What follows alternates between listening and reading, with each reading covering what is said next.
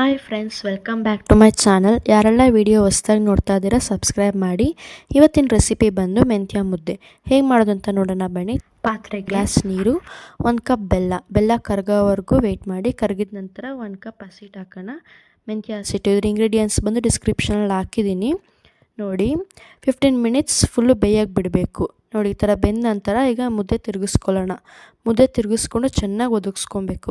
ನೀವು ಎಷ್ಟು ಮಿಕ್ಸ್ ಮಾಡಿ ಒದಗಿಸ್ಕೊತೀರಾ ಅಷ್ಟು ಈಸಿ ಆಗುತ್ತೆ ಮುದ್ದೆ ಕಟ್ಟೋಕ್ಕೆ. ಈಗ ಮುದ್ದೆ ಕಟ್ಕೊಳ್ಳೋಣ. ಇದ್ರ ಬೆನಿಫಿಟ್ಸ್ ತುಂಬ ಇದೆ.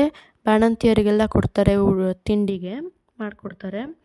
ಸೊಂಟ ನೋವು, ಕೈಕಾಲು ನೋವೆಲ್ಲ ಇರುತ್ತಲ್ಲ ಬಾಣಂತಿಯರಿಗೆ, ಅದಕ್ಕೆ ಮಾಡಿಕೊಡ್ತಾರೆ ನೋಡಿ. ಮೆಂತ್ಯ ಮುದ್ದೆ ರೆಡಿ ಆಯಿತು.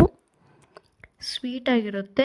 ಕೆಲವೊಬ್ಬರು ಮೆಂತ್ಯ ಜಾಸ್ತಿ ಹಾಕೋದ್ರಿಂದ ಕಹಿನೂ ಇರುತ್ತೆ. ಕಹಿ ವಿತ್ ಸ್ವೀಟ್ ಕಾಂಬಿನೇಷನ್ ಆ ಥರ ಇರುತ್ತೆ.